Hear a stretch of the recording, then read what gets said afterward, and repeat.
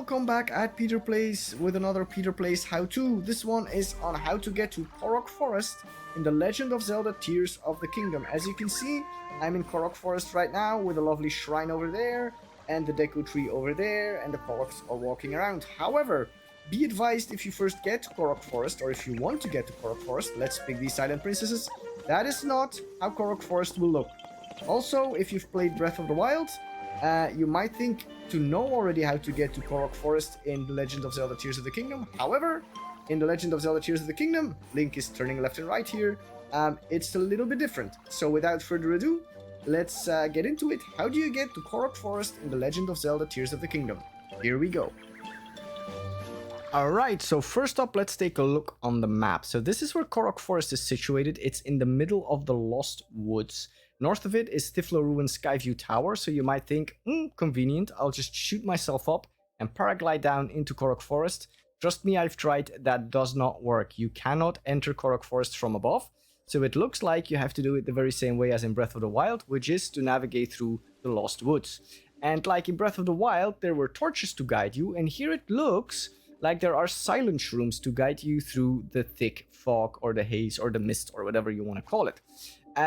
If you remember, if you played Breath of the Wild, then you have to really look at the fog or the mist or the haze and look at the particles and see in which direction they move, because they are a hint in the direction, or they are a hint to the direction you need to take to actually navigate safely through the mist.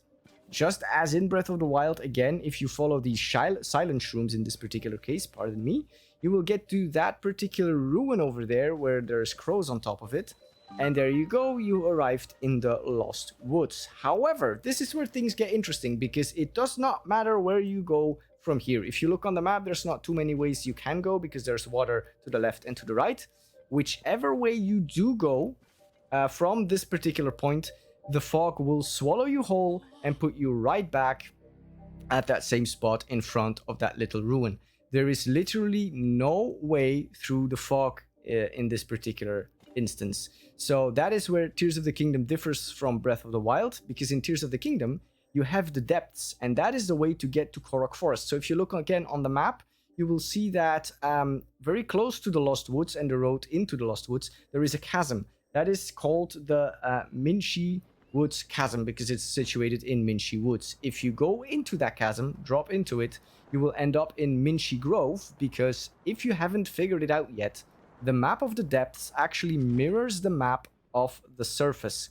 It is the same but in reverse. If there's a mountain on the surface, there's a valley in the depths, and if there's a valley in the on the surface, then there's a mountain on the depths. So the map is similar. So what you can do is you can go to the depths, go to the map view, press the up button, and then go back into the game, and then you will see that you have the map of the surface to guide you through the depths. So you can follow now along on the map of the surface, and you just need to follow the same road, and you will get to, well, basically Korok Grove, which is right underneath the Korok Forest. Also, in my opinion, posts are a very good indicator of where to go. So as you can see, you'll end up in an area with a lot of gloom. It looks like it's everywhere and there's no way through. However, if you throw a bright bloom seed, you will find that there are areas that you can easily stand on, and then you can just safely paraglide from one tree to the next. If you've noticed, they look exactly like the trees look in the Lost Woods. So with these crooked little smiles there, you can collect some nice amount of posts here. Do be warned though, there are gloom hands when you get close to the actual area you want to be. The easiest way to get rid of them is just wait. They will disappear and leave a dark clump that you can collect. There are some light roots that you can light, but then this is the area you want to go to. If you look on the map on the right, you'll see that you're right below Korok Forest. So there are a couple of these areas in the depths where you can ascend back to the surface. This particular one, you can already see it in the surroundings, is the one that will bring you to Korok Forest, because the Korok seeds are already down there. So if you ascend up, you'll end up in Korok Forest, which, as I mentioned, does not look like the way it does when you save it. It will be covered in gloom. There will be no one to talk to. It will be very dark. But that's for another video to show you what to do there. But that's how you get to Korok Forest, people. So I hope you liked the guide. It was useful and it helped you out. Thanks for watching. Thanks for liking the video and subscribing to the channel. And I'll catch you in the next one. Goodbye.